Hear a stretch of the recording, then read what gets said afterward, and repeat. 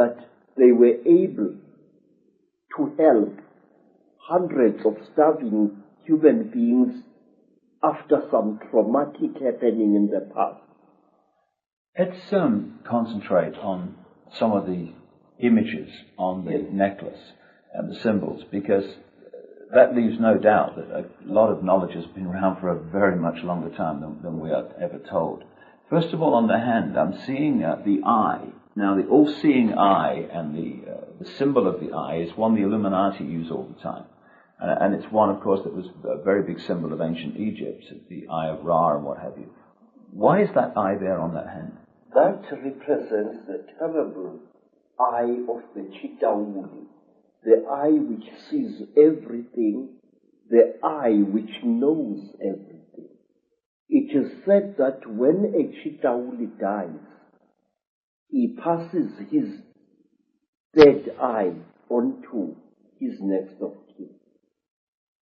And to the Chitauli, an eye is a very, very powerful symbol. This is the eye of the Chitauli.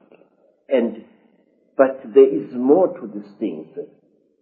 Here there is a hole that goes right through the copper. Now, if you put water in that hole, you end up with a simple magnifying microscope, and you can see gems through that water. The magnification is amazing.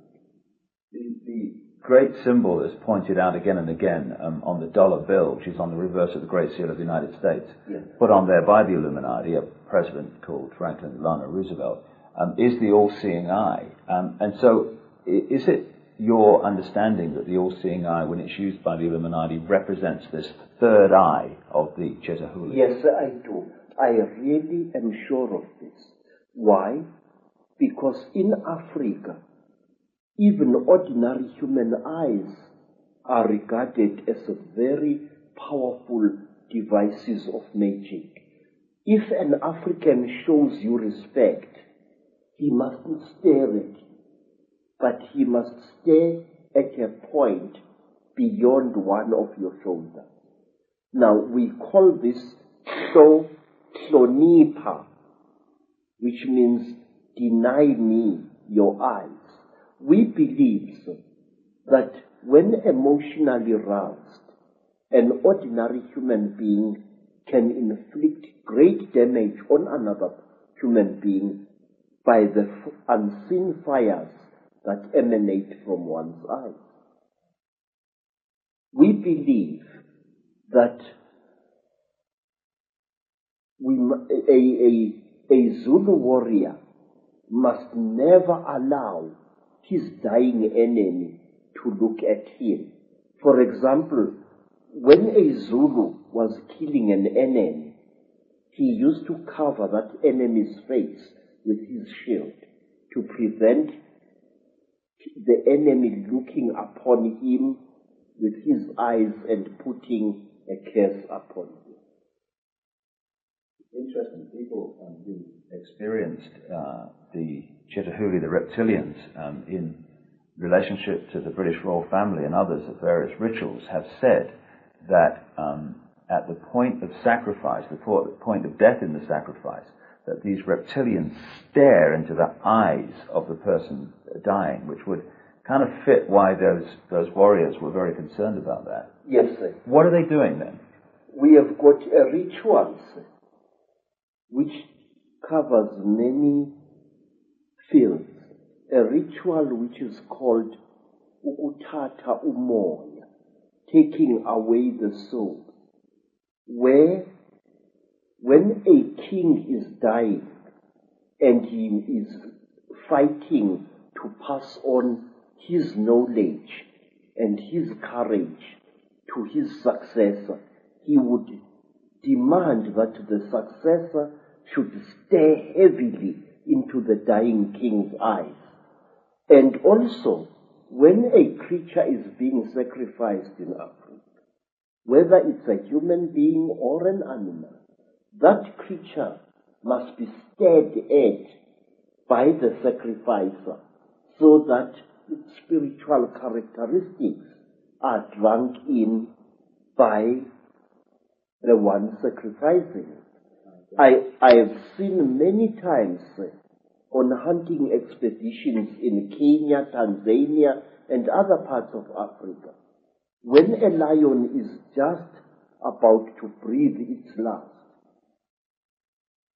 the hunter, one of the hunters, will stare into the lion's eyes until the lion's eyes start glazing in death.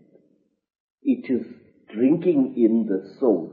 We believe that the eyes are not just for seeing, that they are for taking as well.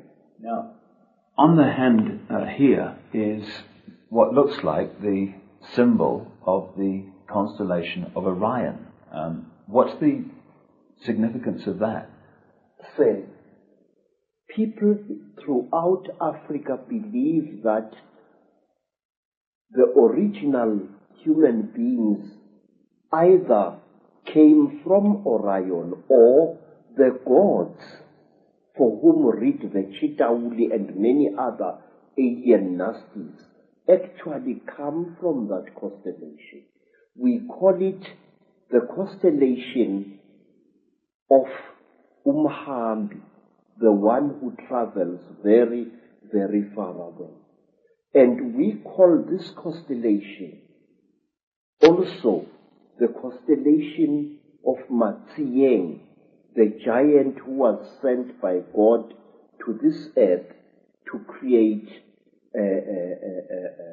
the first human beings.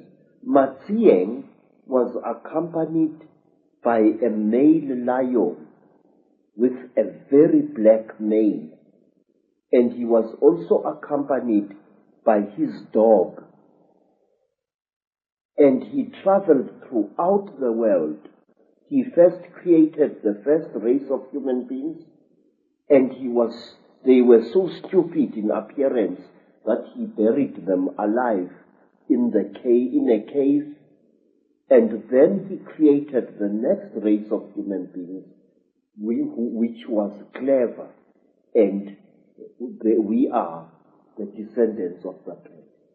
Also on the hand is what we would call today the Star of David, which of course is not actually a Jewish symbol. It started being used quite relatively recently in that sense, but it's actually a symbol that's been found all over the ancient world. What's the significance of that being on the hand?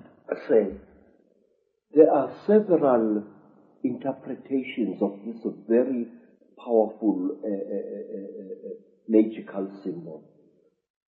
We say that there are actually two universes living side by side. A female universe, which is our universe, and a male universe. And to Sanusis, these two triangles, a triangle facing downwards, represents the descending female principle, and a triangle going upwards represents the rising male principle. It is a symbol of the unity of the feminine and the masculine. It is in fact the symbol, a very important symbol of duality. Is this the kind of shape of spacecraft, etc., or flying craft that the beings from other planets were supposed to have flown in, or not? No. This, you see, there are various shapes. There are spacecrafts which are shaped like boomerangs or bows. These are very, very, very big. Then there are spacecraft which are shaped like pipes, like huge pipes, roughly pointed at either end. And out of those huge pipes come these little things here. They are carried inside these huge pipes. Yes, sir. Now, we could talk about this fella. Yes. First of all, the penis and all this stuff, that relates, I would have thought, to the penis of Osiris in Egyptian legend and the same recurring theme. Would that be along the right lines?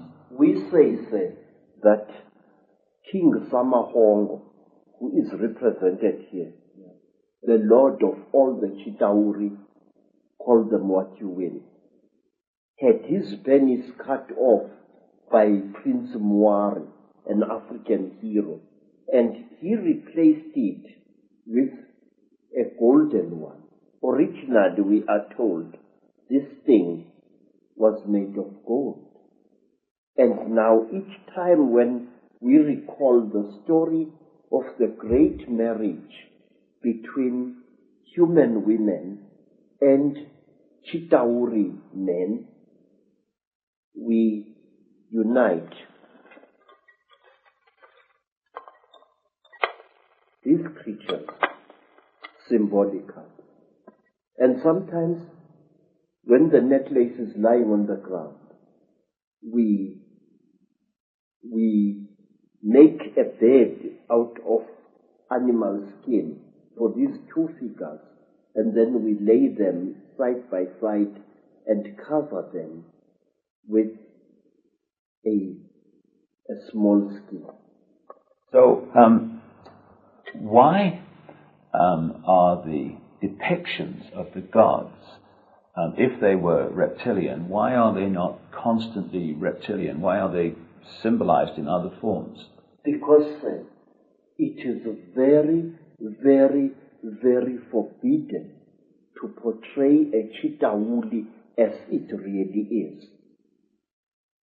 Only in that large green head do we see a Chitauli represented more or less as it is.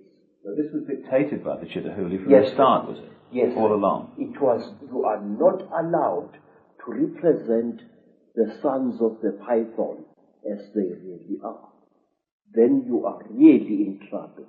If you want to talk about the Chitauli, you must either play with shadows, you must place an image of a Chitauli against a light and project its shadow onto the wall. So you've got a fish, I know, on the necklace as well, and fish are scaled. Is this anything to do with the symbolic representation of the Chitauli in a way that they couldn't do it openly? Yes, sir. There is a particular Chitauli who is called Wowane by our people. Wowane was one of the few good Chitauli, because there are also some good people amongst them. And Wowane had a brother called Mpangu. According to one of the great stories, there erupted a terrible war on the red world where human beings had originally been created. And this war was between men and women. Yes, sir. And in this world, men and women nearly decimated each other. But they were rescued by the Earth Mother, who sent a great Nkanyamba, that is, a great dragon, to come out of the sky, to take them into its stomach, and to bring them down to, not to our earth, to a beautiful watery world near the star of the red dog, Injebomvu, which the white people call Sirius, the star of anger. There, the human beings were settled, but human beings started eating creatures which they found in the sea, which they thought were fishes, but which were really human beings. Human beings, we are told, started eating the Chitauli who lived in the sea, according to one story. And the Chitauli fought back against human beings. They attacked them with tornadoes, they attacked them with tidal waves, and the human race was nearly wiped out. And then two brothers, two Chitauli youths, Mpangu and Wowan, took pity upon the human race, and they went into the sky and looked for a great egg, and they hollowed out this egg, emptied its contents out, and brought the egg to that world and loaded the surviving human beings and brought them to our world